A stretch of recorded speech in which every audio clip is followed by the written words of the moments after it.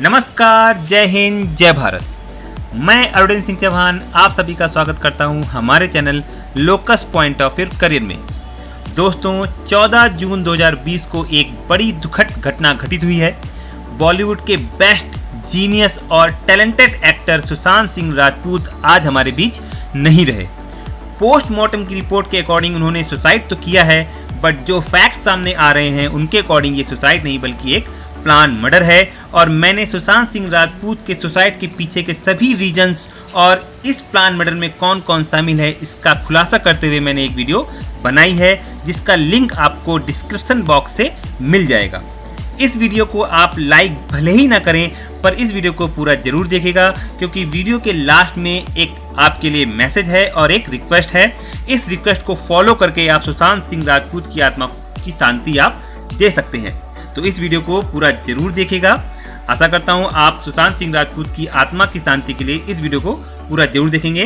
तो अब आइए सुशांत सिंह राजपूत की आत्मा की शांति की प्रार्थना करते हुए अपनी पढ़ाई पर भी थोड़ा फोकस करते हैं। और आज के इस वीडियो लेक्चर में मैं डिस्कस करूंगा binary vapour power cycle part 2।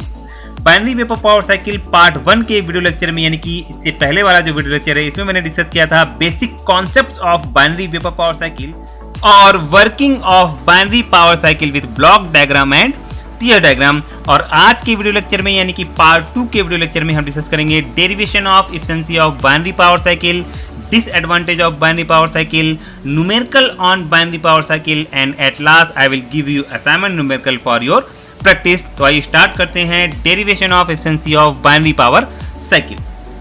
So the thermal efficiency of the binary power cycle can be derived by calculating mass flow rate of mercury, which can be calculated by using energy balance equation। Actually, in binary vapor power cycle, large amount of mercury is required to produce 1 kg of steam by using waste energy, or we can say rejected energy by mercury in mercury condenser। Means mercury condenser में mercury द्वारा जो heat reject की जाती है, जो heat waste हो जाती है कंडेंसर में, उस एनर्जी को यूज करके अगर हमें 1 kg की स्टीम प्रोड्यूस करनी है तो उसके लिए हमें लार्ज अमाउंट ऑफ मर्करी की रिक्वायरमेंट होगी। और इसी वजह से therefore to derive the efficiency of a binary vapor power cycle, mass flow rate of mercury have to be calculated। हमें मरकरी का मास फ्लो रेट कैलकुलेट करना पड़ेगा, तभी हम बाइनरी वेपर पावर साइकिल की एफिशिएंसी को ड्राइव कर सकते हैं या कर पाएंगे। ठीक है ना। तो हमें यहाँ पर क्या करना होगा, सबसे पहले हमें मरकरी का मास फ्लो रेट कैलकुलेट करना होगा। और मास फ्लो रेट हम कैसे कैलकुलेट कर सकते हैं? By using the energy balance equation. ठीक है, तो आइए देखते हैं हम लोग। So let us assume 1 kg of steam be evaporated by m kg per second of mercury in mercury condenser, so we can apply the energy balance equation for mercury condenser। यानी हमने मान लिया कि जो स्टीम का मास कितना है 1 kg है, यानी कि 1 kg की स्टीम को प्रोड्यूस करने के लिए जो हमें मर्करी का मास रिक्वायर्ड है वो कितना है, m kg हमने मान लिया। ठीक है, कंडेंसर में जो मर्करी का मास रिक्वायर्ड है वो कितना है, m kg। ठीक है, तो हम क्या करेंगे, हम मर्करी कंडेंसर में एनर्जी बैलेंस इक्वेशन लगाएंगे। तो आइए पहले हम लोग बाइनरी वेपर पावर प्लांट का डायग्राम और टीयर डायग्राम ड्रॉ कर लेते हैं। ठीक है, this is a block diagram of a binary vapour power plant and this is a tier diagram of binary power cycle. जैसा कि हम जानते हैं कि बाइनरी वेपर पावर साइकिल में जो मर्करी टरबाइन से जो वेपर मर्करी एक्सपेंड होती है, एक्सपेंड होने के बाद हमें लिक्विड वेपर मर्करी मिक्सचर मिलता है। और यह liquid vapour mercury mixture mercury condenser में कंडेंस होता है और कंडेंसेशन प्रोसेस के दौरान हीट रिजेक्ट होती है। और यही रिजेक्टेड हीट, जो मर्करी कंडेंसर में जो हीट रिजेक्ट होती है, यही रिजेक्टेड हीट वाटर द्वारा एब्जॉर्ब होती है और वाटर यही रिजेक्टेड हीट को एब्जॉर्ब होकर के स्टीम में कन्वर्ट होती है। ठीक है ना। सो हम यहाँ पर मर्करी कंडेंसर में एनर्जी बैलेंस इक्वेशन अप्लाई करके मर्करी का मास फ्लो रेट कैलकुलेट कर सकते हैं। तो आइए मर्करी कंडेंसर में हम एनर्जी बैलेंस इक्वेशन अप्लाई करते हैं। तो क्या होगा energy balance equation? So energy balance equation होगी heat rejected by the mercury in process B to C, that is in condenser, will be equal to the heat absorbed by the steam in process 4 to 4 in mercury condenser। Okay, so heat rejected का formula हो जाएगा mass flow rate of the mercury into enthalpy of mercury at the exit of the condenser, that is HB, and minus enthalpy of the mercury at the inlet of the condenser, that is Hc. So heat rejected का formula हो गया मास flow rate into Hb minus Hc, और heat absorb का formula हो जाएगा mass flow rate of the steam, that is 1 kg per second into enthalpy difference H4 dash minus H4. H4 dash is the enthalpy of a saturated steam at the exit of the mercury condenser, that is H4 dash minus H4 क्या है, enthalpy of a saturated liquid at the inlet of the mercury condenser, that is H4. Okay 4 point पे जो enthalpy है. So this is a energy balance equation. यहाँ से हम मास flow rate निकाल सकते हैं. तो mass flow rate of the mercury equal to आ जाएगा H4 dash minus H4 upon HB minus HC. Okay so हमने यहाँ पर mass flow rate of the mercury निकाल लिया है H4 dash minus H4 upon HB minus HC. H4 dash minus H4 is called the heat absorb by the steam, और HB minus HC is called the heat rejected by the mercury. So mass flow rate of the mercury will be equal to heat absorb by the steam upon heat rejected by mercury. तो आपको ये दोनों फॉर्मूले याद रखने हैं. ठीक है, आइए अब thermal efficiency of binary vapour power cycle calculate करते हैं. तो एफिशिएंसी का फॉर्मूला होता है net work done in a cycle upon net heat supply in a cycle. ठीक है, तो हमें यहाँ पर नेट वर्क डन का फॉर्मूला निकालना है और हमें नेट हीट सप्लाई का फॉर्मूला निकालना है और यहाँ पर हमें पुट कर देना है. तो नेट वर्क डन क्या होगा, तो यहाँ पर हमारे पास दो साइकिल हैं, एक मर्करी साइकिल है. तो मर्करी साइकिल में हमें पावर आउटपुट मिल रहा होगा और हमें स्टीम साइकिल में पावर आउटपुट मिल रहा होगा. ठीक है, तो हम इन दोनों पावर आउटपुट को ऐड कर देंगे और पंप वर्क को हम यहाँ पर निगलेक्ट करते हैं क्योंकि जो हमारा पंप वर्क है वो बहुत ही स्मॉल होता है, तो हम यहाँ पर निगलेक्ट कर सकते हैं. तो एफिशिएंसी डेरिवेशन में हम यहाँ पर पंप वर्क निगलेक्ट कर रहे हैं, लेकिन अगर न्यूमेरिकल में अगर आपको पंप वर्क के लिए डाटा गिवन है तो हम वहाँ पर पंप वर्क कैलकुलेट करेंगे. ठीक है ना, तो आपको ध्यान रखना है. पर अभी हम यहाँ पर जो एफिशिएंसी का डेरिवेशन कर रहे हैं इसमें हम पंप वर्क निगलेक्ट कर रहे हैं. ठीक है, तो नेट वर्क डन का फॉर्मूला हो जाएगा mercury turbine work plus steam turbine work, और मर्करी टरबाइन वर्क हो जाएगा mass flow rate of the mercury into HA minus HB. Okay, and steam turbine work हो जाएगा mass flow rate of the steam, that is 1 into H1 minus H2. तो this is a net work done of binary vapour power cycle. Similarly हम लोग net heat supply निकाल लेंगे. Net heat supply will be equal to heat supply to the mercury in generator plus heat supply to the steam in super heater. यानी कि जो mercury generator में जो heat supply हो रही है और जो सुपर हीटर में सैचुरेटेड वेपर को सुपर हीटेड वेपर में कन्वर्ट करने के लिए जो हीट सप्लाई हो रही है, अगर इन दोनों को हम ऐड कर देंगे तो हमारा नेट हीट सप्लाई निकल आएगा. ठीक है, तो heat supply to the mercury in generator का फॉर्मूला हो जाएगा mass flow rate of the mercury into HA minus HD. क्यों, क्योंकि D2A प्रोसेस है हमारा heat supply, constant pressure heat supply in generator. ठीक है, तो mass flow rate of the mercury into HA minus HD plus heat supply in super heater का formula हो जाएगा mass flow rate of the steam, that is 1 kg पर second into H1 minus H4 dash. क्योंकि जो हमारा super heater में जो heat supply हो रही है वो 4 डैश टू 1 हो रही है. सुपर हीटर में जो हीट सप्लाई हो रही है वो 4 डैश टू 1 हो रही है, इसलिए H1 माइनस H4 डैश. तो ये हो गया हमारा नेट हीट सप्लाई का फॉर्मूला. ठीक है, तो हमारा थर्मल एफिशिएंसी का फॉर्मूला हो जाएगा जब हम लोग वैल्यू पुट कर देंगे तो mass flow rate into HA minus HB plus H1 minus H2 upon mass flow rate of the mercury into HA minus HD plus H1 minus H4 dash. This is a formula of efficiency of the binary vapour power cycle. यहाँ पर हम मास flow rate of mercury का formula यहाँ से put कर सकते हैं तो हमारा पूरा फॉर्मूला बन जाएगा. ठीक है, तो हम ये फॉर्मूला निकाल सकते हैं. ठीक है, तो this is a formula of efficiency of the binary vapour power cycle. Now disadvantage of binary vapor power cycle. So thermal efficiency of the order of 50% are only possible with the binary vapor power cycle.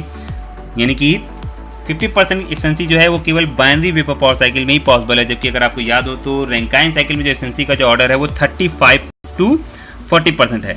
ठीक है, theoretical. Practically अगर देखेंगे तो 33 आता है. ठीक है, 33 से भी कम आता है. तो रैंकाइन साइकिल में जो एफिशिएंसी है प्रैक्टिकली वो 33 से भी कम होती है, लेकिन थ्योरेटिकली अगर बात करें तो 35 to 40% होती है. जबकि जो बाइनरी वेपर पावर साइकिल में जो एफिशिएंसी है वो 50% के ऑर्डर में आती है, यानी 50-55 के अप्रॉक्स रहती है. तो इसके बावजूद भी but still binary cycle is not much economically attractive because of the following disadvantages of using mercury. Mercury के डिसएडवांटेजेस की वजह से बाइनरी साइकिल इकोनॉमिकली बहुत ज़्यादा अट्रैक्टिव नहीं है, जिसकी वजह से बहुत ज़्यादा यूज़ नहीं होती है. आइए देखते हैं क्या क्या डिसएडवांटेज हैं बाइनरी वेपर पावर साइकिल के.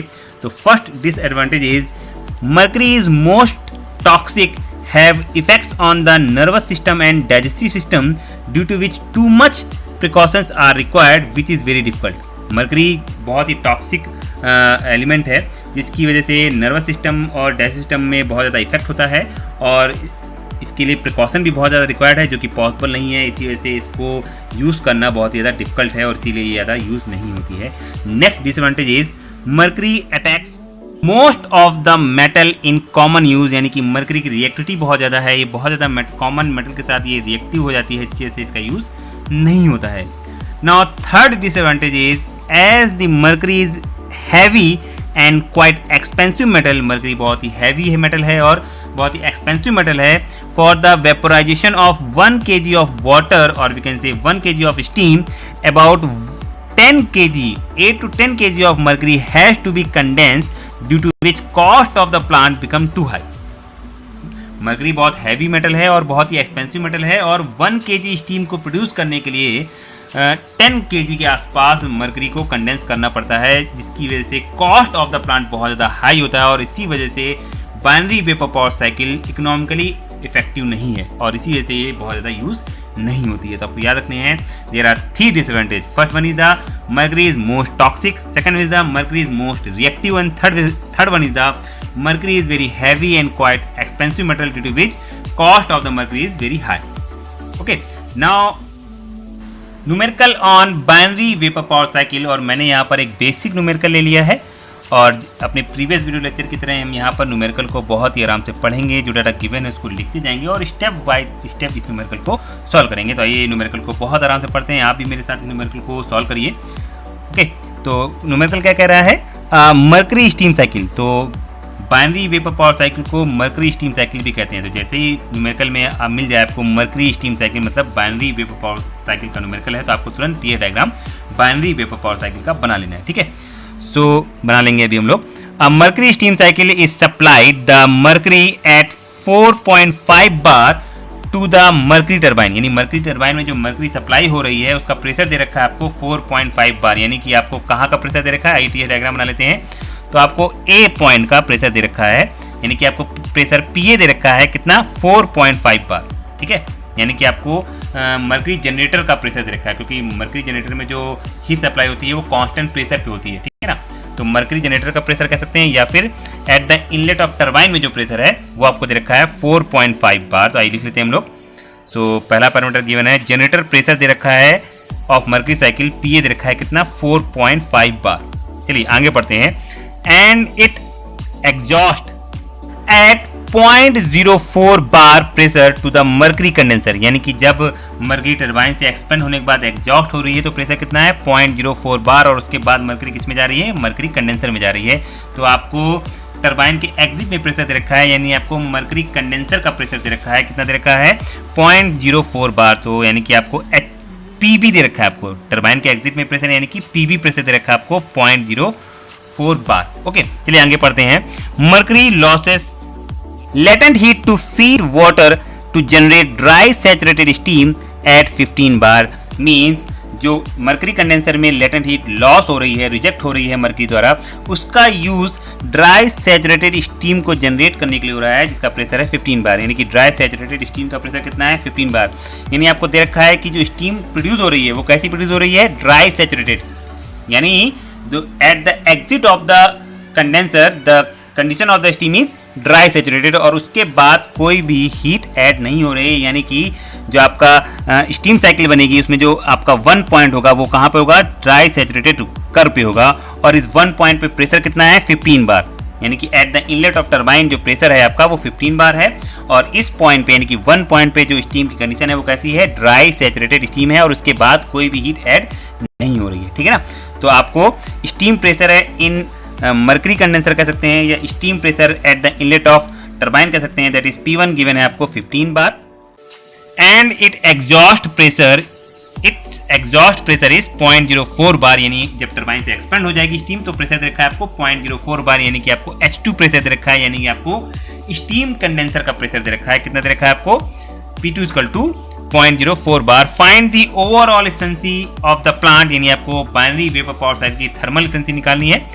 And rate of flow of mercury पर केजी ऑफ स्टीम, यानी कि स्टीम का जो मास फ्लो रेट लेना है वो आपको 1 kg पर सेकेंड लेना है और 1 kg पर सेकेंड ऑफ स्टीम लेकर के आपको मर्करी का मास फ्लो रेट निकालना है।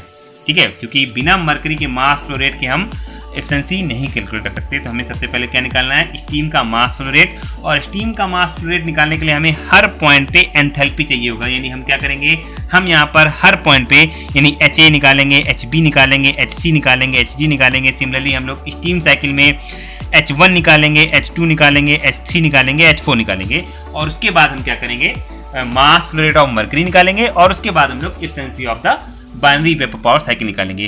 तो अब ये एंथैल्पी कैसे निकालेंगे, तो आपको जैसे रैंकाइन साइकिल में निकालते आए हैं स्टीम टेबल का यूज करके। ठीक है, तो स्टीम साइकिल में हम लोग स्टीम टेबल यूज करेंगे, स्टीम साइकिल में एंथैल्पी निकालने के लिए स्टीम टेबल यूज करेंगे। और मर्करी साइकिल में एंथैल्पी निकालने के लिए देखिए आपको टेबल दे रखी है, मर्करी की टेबल दे रखी है, प्रॉपर लिखा हुआ है, देखिए प्रॉपर्टीज ऑफ मर्करी आर, यानी आपको प्रेशर के corresponding saturation temperature, specific enthalpy of liquid and vapour, HF is the enthalpy of liquid and Hg is the enthalpy of vapor, saturated vapor। आपको ध्यान रखना है, Hg का मतलब क्या है, enthalpy of saturated vapor, और HF का मतलब क्या है, enthalpy of saturated liquid। तो आपको दोनों enthalpy दे रखी है मर्करी के लिए और स्पेसिफिक एंट्रोपी दे रखा है मर्करी का, लिक्विड मर्करी का भी दे रखा है, SF is the enthalpy of liquid mercury और Sg is the enthalpy of saturated vapour mercury. ठीक है, तो आपको सारी प्रॉपर्टीज दे रखी है, तो हम क्या करेंगे, इन्हीं प्रॉपर्टीज की हेल्प से हम HA, HB, HC और HG निकालेंगे। आइए स्टार्ट करते हैं। ठीक है, तो हमें ओवरऑल एफिशिएंसी निकालनी है और हमें मास फ्लो रेट ऑफ मर्करी निकालनी है। ठीक है, तो आइए क्वेश्चन को सॉल्व करते हैं। तो हमने यहाँ पर क्या किया है, हमने ऊपर मर्करी की प्रॉपर्टी की टेबल ले ली है और ऊपर जो हमें डाटा गिवन है उसको हमने लिख लिया है। ठीक है, और यहाँ पर टी डायग्राम। ठीक है, आइए सॉल्व करते हैं। तो in mercury vapour power cycle ABCDA, पहले हम मर्करी वेपर पावर साइकिल में हम सारे एंथैल्पी निकालेंगे, उसके बाद हम लोग स्टीम साइकिल में।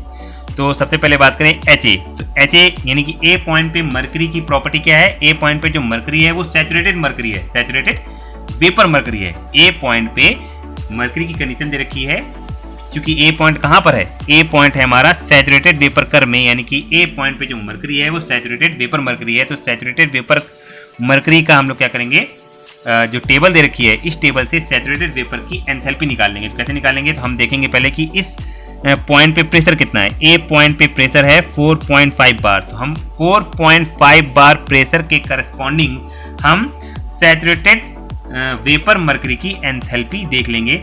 सैचुरेटेड वेपर की एंथैल्पी हमें गिवन है, Hg की वैल्यू कितनी गिवन है, देखिए 4.5 बार प्रेशर के करस्पॉन्डिंग जो हमें सैचुरेटेड वेपर की एंथैल्पी दे रखी है, Hg दे रखी है 365.98 किलो जूल पर केजी। देखिए यूनिट यहाँ पे लिखी हुई है, किलो जूल पर केजी। ठीक है, तो हमारा HA की वैल्यू आ गई, enthalpy at the inlet of turbine HA equal to आ गया 365.98 kilo joule per kg from the table, mercury table से हमारी HA की वैल्यू आ गई। अब हमें HB की वैल्यू निकालनी है, तो पहले हम देखेंगे B पॉइंट कहाँ पर है और वहाँ पर मर्करी की कंडीशन कैसी है। तो B पॉइंट जो है वो वेट रीजन में है। B पॉइंट कहाँ पर है, सैचुरेटेड वेपर कर्व और सैचुरेटेड लिक्विड कर्व। ये हमारा सैचुरेटेड वेपर कर्व है, ये हमारा सैचुरेटेड लिक्विड कर्व है और इसके बीच में यहाँ पर हमारा पॉइंट है। ठीक है ना, देखिए तो यहाँ पर जो हमारा कंडीशन होगी मर्करी की वो वेट कंडीशन होगी, यानी यहाँ पर वेपर भी अवेलेबल है और लिक्विड भी अवेलेबल है। ठीक है ना, यानी यहाँ पर वेट वेपर मिक्सचर है मर्करी का। और इसके लिए जब भी कोई वेट वेपर मिक्सचर होता है तो हमें ड्राइनेस फ्रैक्शन निकालना होता है। तो हमें B पॉइंट पे पहले ड्राइनेस फ्रैक्शन निकालना होगा और ड्राइनेस फ्रैक्शन निकालने के बाद हम क्या करेंगे, B पॉइंट पे एंथैल्पी निकालेंगे। तो ड्राइनेस फ्रैक्शन कैसे निकालते हैं, एंट्रोपी से निकालते हैं। आपको याद होगा रैंकाइन साइकिल में हम लोग ड्राइनेस फ्रैक्शन एंट्रोपी से निकालते थे। कैसे निकालते थे, B पॉइंट पे हम लोग एंट्रोपी का फॉर्मूला लगाएंगे और उसके लिए हमें सबसे पहले A पॉइंट पे एंट्रोपी निकालनी होगी, नहीं हमें सबसे पहले ऐसे निकालनी होगी। क्यों, क्योंकि हम प्रोसेस A टू B जो है हमारा वो आइसेंट्रोपिक प्रोसेस होता है, यानी कि एंट्रोपी कांस्टेंट होती है, यानी कि SA will be equal to SB। ठीक है ना, तो हमें अगर B पॉइंट पे फॉर्मूला लगाना है तो हमें SB चाहिए होगा और SB कहाँ से आएगा, SA से आएगा। ठीक है, यानी कि A पॉइंट पे एंट्रोपी से आएगा। और A पॉइंट पे एंट्रोपी कहाँ से निकालेंगे, जैसे हमने एंथैल्पी निकाला था टेबल से वैसे ही हम एंट्रोपी निकालेंगे। कैसे निकालेंगे, A पॉइंट पे हमारा प्रेशर है 4.5 बार और A पॉइंट पे जो मर्करी की कंडीशन है वो है सैचुरेटेड वेपर मर्करी, यानी कि हमें क्या करना है 4.5 बार प्रेशर के करस्पॉन्डिंग जो सैचुरेटेड वेपर की एंट्रोपी यानी Hg की जो वैल्यू है वो हमें देख लेनी है। कितनी वैल्यू है, 0.5397 kilo joule per KG kelvin. ठीक है, यूनिट आपकी यहाँ लिखी हुई है। ठीक है, तो entropy eight the inlet of turbine ऐसे की वैल्यू आ गई 0.5397 kilo joule per KG kelvin, और यही वैल्यू हो जाएगी एसबी की। क्यों? क्योंकि एंट्रोपी बी पॉइंट पे और ए पॉइंट पे बराबर होती है। क्यों? क्योंकि प्रोसेस ए टू बी जो है हमारा वो आइसेंट्रोपिक प्रोसेस होता है। एक्सपेंशन प्रोसेस हमारा आइसेंट्रोपिक प्रोसेस होता है। तो S A will be equal to S B. तो एस बी की वैल्यू भी कितनी होगी? 0.5397 किलो जूल पर केजी। ठीक है, KG kelvin. Drainage section at the exit of turbine हमने मान लिया है एक्सएम है, एम फॉर मर्करी। ठीक है, तो हमने एग्जिट ऑफ टरबाइन यानी कि बी पॉइंट पे जो ड्रेनेज सेक्शन है वो हमने मान लिया एक्सएम। ओके, नाउ हम लोग यहाँ पर बी पॉइंट पे एंट्रोपी का फॉर्मूला लगा देंगे। एंट्रोपी का फॉर्मूला क्या हो जाएगा? S B equal to S F plus X M into S G minus S F. ठीक है, वैसे फॉर्मूला होता है S B equal to S F plus X into S F G, और एस एफ जी का formula होता है S G minus S F. ठीक है, आपको याद होगा। ठीक है, हमने यहाँ पर ये वाला फॉर्मूला लगा दिया, S B equal to S F plus X M into S G minus S F. ठीक है, और एस बी की वैल्यू क्या है? S B will be equal to S A. S F क्या है? S F is the entropy of liquid mercury at pressure 0.04 bar. क्योंकि हम बी पॉइंट पे हम निकाल रहे हैं ना, तो बी पॉइंट पे जो प्रेशर है वही प्रेशर आपका, उसी प्रेशर पे हमें क्या करना है? लिक्विड मर्करी की एंट्रोपी यानी एसएफ निकाल लेना है। तो 0.04 बार प्रेशर के करस्पॉन्डिंग जो एसएफ की वैल्यू है कितनी है? 0.0808। ठीक है, और सिमिलरली 0.04 प्रेशर पे हम लोग एसजी की वैल्यू देख लेंगे और यहाँ पर वैल्यू पुट कर देंगे। वैल्यू पुट करेंगे, सॉल्व करेंगे। ठीक है, वैल्यू देखिए हमने वैल्यू पुट कर दी। ठीक है, एसजी की वैल्यू हो गई 0.6925 और एसएफ की वैल्यू हो गई 0.0808। जब वैल्यू पुट करके सॉल्व करेंगे तो यहाँ से एक्सएम यानी कि बी पॉइंट पे मर्करी का डायनेमिक स्ट्रक्चर निकल आया 0.75। ओके, बी पॉइंट पे मर्करी का डायनेमिक स्ट्रक्चर निकालने के बाद हम क्या करेंगे? बी पॉइंट पे एंथैल्पी निकालने के लिए एंथैल्पी का फॉर्मूला लगा देंगे। आइए लगा देते हैं हम लोग। तो बी पॉइंट पे एंथैल्पी का फॉर्मूला हो जाएगा H B equal to H F plus dynamic section of mercury X M into H G minus H F. Okay, और एच जी और एच एफ की वैल्यू कहाँ से निकालेंगे हम लोग? टेबल से निकालेंगे। ठीक है, कैसे निकालेंगे? क्योंकि बी पॉइंट पे प्रेशर है 0.04 बार। ठीक है, तो हम लोग 0.04 बार के करस्पॉन्डिंग एच एफ की वैल्यू देख लेंगे कितनी है? 29.98, और एच जी की वैल्यू कितनी है? 329.85। ये वैल्यू यहाँ पे पुट कर देंगे। डायनेमिक सेक्शन में निकाल लिया है 0.75, ये वैल्यू पुट कर देंगे। यहाँ से हमारी बी पॉइंट पे एंथैल्पी यानी कि एच बी की वैल्यू आ जाएगी। ठीक है, कितनी आ रही है?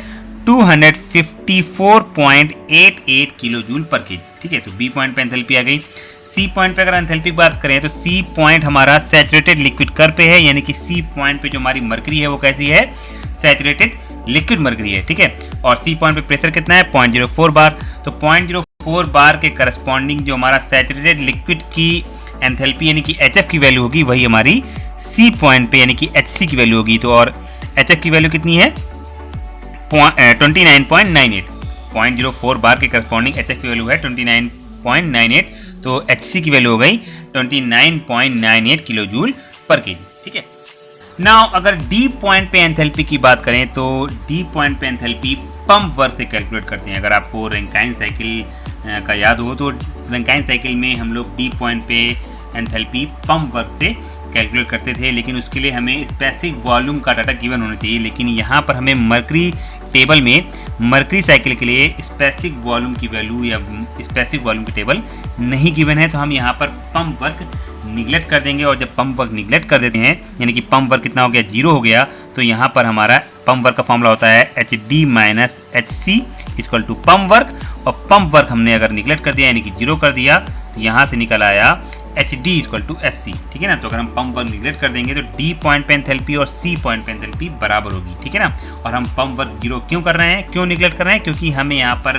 स्पेसिफिक वॉल्यूम भी नहीं गिवन है मर्करी साइकिल के लिए, और हमें पंप वर्क की वैल्यू भी गिवन नहीं है। तो जब भी ऐसा कोई केस हो कि मर्करी साइकिल में पंप वर्क भी ना गिवन हो और स्पेसिफिक वॉल्यूम की टेबल भी ना गिवन हो, तो हम यहाँ पर पंप वर्क 0 ले लेंगे। लेकिन अगर स्पेसिफिक वॉल्यूम की टेबल गिवन हो, ऐसा न्यूमेरिकल आएगा कि जिसमें आपको मर्करी की प्रॉपर्टीज में स्पेसिफिक वॉल्यूम की टेबल गिवन होगी, ठीक है ना, यहाँ पर साइड में गिवन होगी, किनारे पर या यहाँ कहीं बीच में गिवन होगी, तब आपको पंप वर्क कैलकुलेट करना पड़ेगा। पंप वर्क कैसे कैलकुलेट करेंगे? पंप वर्क का फॉर्मूला होता है, एक तो अगर हम प्रोसेस की बात करें तो H D minus H C हो जाएगा, दूसरा फॉर्मूला होता है specific volume into pressure difference. तो प्रेशर डिफरेंस हो जाएगा P D minus P C, और पी डी बराबर पी ए है तो P A minus P B, क्योंकि pressure P B equal to pressure P C है और pressure P T equal to pressure P A है, तो P A minus P B कह सकते हैं या P D minus P C कह सकते हैं, ठीक है। और इन दोनों को बराबर कर देंगे और ठीक है, स्पेसिफिक वॉल्यूम आपको गिवन होगा, प्रेशर आपको गिवन है,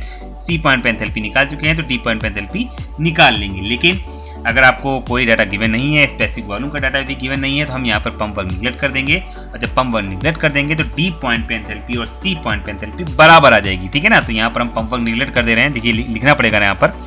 अब यहाँ पे लाइन लिखेंगे, as specific volume of mercury is not given, ये लिखना जरूरी है।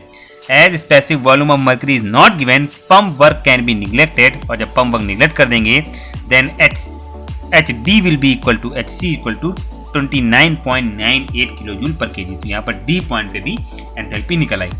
अब बात करते हैं स्टीम साइकिल की। तो जैसे हमने मर्करी साइकिल के लिए सारे पॉइंट पे हमने यहाँ पर एंथैल्पी निकाली है, सिमिलरली हम लोग क्या करेंगे, स्टीम साइकिल के लिए सभी पॉइंट पे हम लोग एंथैल्पी निकालेंगे, ठीक है ना। तो आइए निकाल लेते हैं। तो हम यहाँ पर स्टीम टेबल की हेल्प से स्टीम साइकिल के सभी पॉइंट पे एंथैल्पी निकालेंगे। अगर आपके पास स्टीम टेबल है तो बहुत अच्छी बात है, अगर नहीं है तो मैं डिस्क्रिप्शन बॉक्स में स्टीम टेबल की पीडीएफ को डाउनलोड करने के लिए लिंक अवेलेबल कर दूंगा। आप उस लिंक की हेल्प से आप स्टीम टेबल की पीडीएफ डाउनलोड कर सकते हैं और सभी पॉइंट पे एंथैल्पी निकाल सकते हैं, ठीक है। तो आइए हम लोग निकालते हैं। तो जैसे हमने मर्करी साइकिल के लिए कैलकुलेट किया है, वैसे ही हम स्टीम साइकिल के लिए स्टीम टेबल के हेल्प से कैलकुलेट करेंगे, ठीक है ना। तो पहले हम लोग स्टार्ट करते हैं 1 पॉइंट पे, ठीक है। तो जैसा कि न्यूमेरिकल में दिया हुआ था कि जो हमारा टरबाइन के इनलेट पे जो स्टीम की कंडीशन है वो कैसी है, ड्राई सैचुरेटेड स्टीम है, इसीलिए हमारा 1 पॉइंट कहाँ पर है, ड्राई सैचुरेटेड वेपर कर्व पे है, ठीक है। क्वेश्चन में गिवन है कि टरबाइन के इनलेट पे जो स्टीम की कंडीशन है वो ड्राई सैचुरेटेड वेपर है, ठीक है। इसीलिए हमारा 1 point dry saturated vapour curve पे है, इसीलिए यहाँ पर 4 डैश पॉइंट नहीं है, क्योंकि यहाँ पर सुपर हीटेड नहीं किया गया है स्टीम को, ठीक है ना। इसलिए यहाँ पर 4 डैश पॉइंट ही 1 पॉइंट है, ठीक है। आपको कंफ्यूज नहीं होना है, जब आपको सुपर हीटेड करने को कहेगा तब आपका 4 डैश पॉइंट यहाँ पे होगा सैचुरेटेड कर्व में और 1 पॉइंट आपका यहाँ पे होगा। लेकिन यहाँ पर सुपर हीटेड करने के लिए नहीं बोला गया है, यहाँ पर बोला गया है कि टरबाइन के इनलेट पे जो स्टीम है वो सैचुरेटेड स्टीम है, इसलिए 1 पॉइंट कहाँ पे होगा, सैचुरेटेड वेपर कर्व में होगा। उसके बाद 2 पॉइंट आपका वेट रीजन में होगा, फिर 3 पॉइंट, 4 पॉइंट और 1 पॉइंट, ये आपकी स्टीम साइकिल है। तो क्या करेंगे, हम स्टीम टेबल की हेल्प से 1 पॉइंट पे एंथैल्पी निकालेंगे। कैसे निकालेंगे, 1 पॉइंट पे प्रेशर है 15 बार और 1 पॉइंट पे कंडीशन है सैचुरेटेड वेपर। तो और सैचुरेटेड वेपर के लिए हम वैल्यू देखते हैं Hg की वैल्यू। तो हम क्या करेंगे, स्टीम टेबल में 15 बार प्रेशर के करस्पॉन्डिंग हम Hg की वैल्यू फाइंड आउट करेंगे। और Hg की वैल्यू कितनी है, आइए देखते हैं। In steam vapour power cycle 1 2 3 4 1 from steam table enthalpy at the inlet of turbine H1 will be equal to 2789.9 kilo joule per KG. 15 bar pressure के करस्पॉन्डिंग जो सैचुरेटेड वेपर की जो वैल्यू है स्टीम टेबल में, यानी कि Hg की जो वैल्यू है वो है 2789.9 किलो जूल पर केजी, ठीक है। आप देख सकते हैं स्क्रीन में स्टीम टेबल का पेज अवेलेबल है, ठीक है। नाउ अब हमें 2 पॉइंट पे एंथैल्पी निकालनी है और 2 पॉइंट हमारा वेट रीजन में है, और इसीलिए हमें यहाँ पर 2 पॉइंट पे ड्राइनेस फ्रैक्शन निकालना होगा, जैसे हमने मर्करी साइकिल में निकाला था। और ड्राइनेस फ्रैक्शन कैसे निकालेंगे, हम लोग एंट्रोपी से निकालेंगे। तो सबसे पहले हम 1 पॉइंट पे एंट्रोपी निकालेंगे और उसके बाद हम लोग 2 पॉइंट पे एंट्रोपी का फॉर्मूला लगा करके ड्राइनेस फ्रैक्शन निकालेंगे, ठीक है। और 1 पॉइंट पे प्रेशर कितना है, 15 बार, और 1 पॉइंट पे सैचुरेटेड वेपर है, तो यानी कि हम लोग 15 बार के करस्पॉन्डिंग सैचुरेटेड वेपर की एंट्रोपी यानी कि Sg की वैल्यू देख लेंगे स्टीम टेबल में, ठीक है। तो आप पेज में देख सकते हैं, यहाँ पर स्टीम टेबल की पेज मेंशन होगी। तो देखिए entropy eight the inlet of turbine S1 की वैल्यू है 6.4406 किलो जूल पर केजी, ठीक है। और चूंकि process 1 to 2 is the isentropic process, तो S1 will be equal to S2, तो यहाँ पर S2 की वैल्यू भी हो जाएगी 6.4406 kilo joule per KG kelvin. अब क्या करेंगे, S2 यानी कि 2 पॉइंट पे एंट्रोपी का फॉर्मूला लगा देंगे। क्या होगा फॉर्मूला, डायन सेक्शन हमने x2 मान लिया और फॉर्मूला हो जाएगा S2 equal to SF plus X2 into SFG। और SF और SFG की वैल्यू कैसे निकालेंगे, क्योंकि हमने 2 पॉइंट पे एंट्रोपी का फॉर्मूला लगाया है और 2 पॉइंट पे प्रेशर कितना है 0.04 बार। तो हम क्या करेंगे, स्टीम टेबल में 0.04 बार के करस्पॉन्डिंग SF और SFG की वैल्यू देख लेंगे। तो स्टीम टेबल में SF और SFG की वैल्यू कितनी है, 0.04 बार के करस्पॉन्डिंग। देखिए ये वैल्यू है, हमने यहाँ पे वैल्यू पुट कर दी। S2 की वैल्यू हो गई 6.4406, क्योंकि S2 इक्वल टू S1 है और S1 की वैल्यू है 6.4406 ठीक है। SF की वैल्यू स्टीम टेबल में है 0.423 इंटू x2 हमें निकालना है, और SFG की वैल्यू है स्टीम टेबल में 0.04 बार के प्रेशर के करस्पॉन्डिंग 8.052, ठीक है। जब यहाँ से सॉल्व करेंगे तो स्टीम की ड्राइंग फ्रैक्शन आ गई 0.747, ठीक है। ड्राइंग फ्रैक्शन निकालने के बाद क्या करेंगे हम लोग, 2 पॉइंट पे एंथैल्पी का फॉर्मूला लगा देंगे। तो क्या होगा फॉर्मूला एंथैल्पी का, H2 equal to HF plus X2 into HFG। Similarly हम क्या करेंगे, क्योंकि 2 पॉइंट पे हमने फॉर्मूला लगाया है और 2 पॉइंट पे प्रेशर है 0.04 बार, तो 0.04 बार के करस्पॉन्डिंग हम स्टीम टेबल में HF और HFG की वैल्यू देख लेंगे क्या है वैल्यू। आइए वैल्यू पुट करते हैं, देखिए। सो वैल्यू पुट करके सॉल्व करने पर H2 की वैल्यू आ जाएगी 1938.8 kilo joule per KG. Okay, अब बात करते हैं 3 पॉइंट पे एंथैल्पी की, यानी कि S3 की। तो 3 पॉइंट पे कंडीशन है सैचुरेटेड लिक्विड, यानी कि सैचुरेटेड वाटर है 3 पॉइंट पे, और 3 पॉइंट पे प्रेशर है 0.04 बार। तो हम क्या करेंगे, स्टीम टेबल में 0.04 बार के करस्पॉन्डिंग सैचुरेटेड लिक्विड यानी कि HF की वैल्यू देख लेंगे, और HF की वैल्यू है 121.5 किलो जूल पर केजी। तो H3 की वैल्यू आ गई 121.5 किलो जूल पर केजी। अब बात करें 4 पॉइंट पे एंथैल्पी की, तो 4 पॉइंट पे एंथैल्पी कैसे निकालेंगे, तो पंप वर्क से निकालेंगे। कैसे निकालेंगे, तो स्टीम टेबल में स्पेसिफिक वॉल्यूम की वैल्यू गिवन होती है, ठीक है, VF की वैल्यू गिवन होती है। तो हम क्या करेंगे, 0.04 बार के करस्पॉन्डिंग हम लोग स्पेसिफिक वॉल्यूम स्टीम टेबल से निकाल लेंगे, और हम पंप वर्क का फॉर्मूला लगा करके 4 पॉइंट पे एंथैल्पी निकालेंगे। तो आइए निकाल लेते हैं हम लोग। तो from steam table specific volume of saturated liquid that is VF3, यानी कि 3 पॉइंट पे सैचुरेटेड लिक्विड की स्पेसिफिक वॉल्यूम गिवन है स्टीम टेबल में 0.001 मीटर क्यूब पर केजी। ना भी गिवन हो तो इतनी होती है, नॉर्मली इतनी ही वैल्यू होती है, बस थोड़ा बहुत फर्क होता है, 0.00108 हो जाएगा या 0.00104 हो जाएगा, ठीक है, यानी कि बहुत ज़्यादा डिफरेंस नहीं आता है। तो आप 0.001 मीटर क्यूब पर केजी आप ले सकते हैं, ठीक है ना। ओके, अब यहाँ पर पंप वर्क का फॉर्मूला लगा देंगे, H4 minus H3 equal to VF3 into P4 minus P3। P4 की वैल्यू है P1 के बराबर यानी कि 15 बार, और P3 equal to P2 equal to 0.04 bar. तो जब वैल्यू पुट कर देंगे, यहाँ पर सॉल्व करेंगे, ठीक है, तो यहाँ से H4 की वैल्यू आ जाएगी 123 किलो जूल पर केजी, ठीक है। तो यहाँ से H4 की वैल्यू आ गई। तो हमने यहाँ पर H1, H2, H3, H4 भी निकाल लिया, और हमने HA, HB, HC और HD भी निकाल लिया था, ठीक है। हमने यहाँ पर वैल्यू देखिए, ऊपर हमने सारी वैल्यू मेंशन कर दी है, HA की वैल्यू, HB की वैल्यू, HC की वैल्यू और HD की value, H1, H2, H3, H4 भी वैल्यू मेंशन कर दी है। अब आइए निकालते हैं mass flow rate of mercury, और mass flow rate of mercury का फॉर्मूला था, अगर आपको याद हो तो mass flow rate of mercury का फॉर्मूला होता है heat absorb by the steam upon heat rejected by the mercury, ठीक है। और हीट एब्जॉर्ब का फॉर्मूला हो जाएगा H1 माइनस H4। क्यों, क्योंकि 4 to 1 प्रोसेस में ही हीट एब्जॉर्ब होती है और सैचुरेटेड वाटर सैचुरेटेड स्टीम में कन्वर्ट होता है। तो हीट एब्जॉर्ब का फॉर्मूला हो जाएगा H1 माइनस H4, और हीट रिजेक्टेड का फॉर्मूला हो जाएगा HB माइनस HC, क्योंकि B to C प्रोसेस में ही कंडेंसेशन प्रोसेस होता है और इसी प्रोसेस में हीट रिजेक्ट होती है, ठीक है ना। तो mass flow rate of mercury का फॉर्मूला हो जाएगा H1 minus H4 upon HB minus HC। Okay, तो अगर हम यहाँ पर वैल्यू पुट करेंगे, H1, H4 की वैल्यू देखिए ऊपर मेंशन है, और HB की वैल्यू है 254.88 और HC की वैल्यू है 29.98। जब वैल्यू पुट करेंगे, सॉल्व करेंगे, तो mass flow rate of mercury आ जाएगा 11.86 kilo joule per second per KG of steam. Okay, now ये हो गया हमारा पहला आंसर। ओके, अब निकालते हैं नेट वर्क डन, क्योंकि हमें एफिशिएंसी निकालना है, और एफिशिएंसी का फॉर्मूला होता है net work done in cycle upon net heat supply in cycle. तो नेट वर्क डन का फॉर्मूला हो जाएगा mercury turbine work plus steam turbine work, और मरकरी टरबाइन वर्क का फॉर्मूला है मास flow rate of mercury into HA minus HV plus H1 minus H2, ठीक है ना। तो यहाँ से वैल्यू पुट करेंगे तो नेट वर्क डन आ जाएगा 2050.1 किलो जूल पर सेकेंड। और सिमिलरली जब हम लोग नेट हीट सप्लाई का फॉर्मूला लगाएंगे, तो नेट हीट सप्लाई का फॉर्मूला क्या है, M into HA minus HD। ये हो गया मरकरी साइकिल का हीट सप्लाई, और स्टीम साइकिल में कोई हीट सप्लाई नहीं हो रही है, 4 to 1 प्रोसेस में हीट ट्रांसफर हो रहा है from mercury cycle to steam cycle, ठीक है। फर्दर कोई हीट सप्लाई स्टीम साइकिल में नहीं हुई है, इसलिए यहाँ पर सिर्फ मरकरी साइकिल में हीट सप्लाई हुई है, और फॉर्मूला हो जाएगा M into HA minus HD, ठीक है। जब वैल्यू पुट करेंगे, यहाँ से नेट हीट सप्लाई आ जाएगा 3866.36 किलो जूल पर सेकेंड, और हम लोग एफिशिएंसी का फॉर्मूला लगा देंगे। एफिशिएंसी का फॉर्मूला हो जाएगा net work done upon net heat supply. जब वैल्यू पुट करेंगे, सॉल्व करेंगे, तो यहाँ से बाइनरी साइकिल की एफिशिएंसी आ जाएगी, या कह सकते हैं ओवरऑल एफिशिएंसी आ जाएगी 53%। This is your last answer.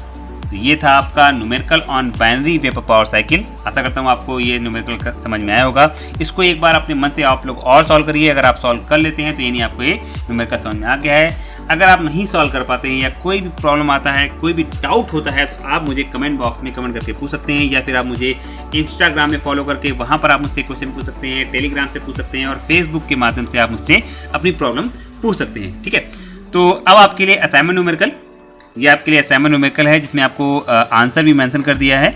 इस क्वेश्चन को आपको स्टेप बाय स्टेप आराम से पढ़ना है। जो डाटा गिवन है उसको आपको लिखना है, आपको टीएस डायग्राम बनाना है, और उसके बाद आपको स्टेप बाय स्टेप आपको इस न्यूमेरिकल को सॉल्व करना है। ठीक है, आशा करता हूँ आपको यह वीडियो लेक्चर पसंद आया होगा।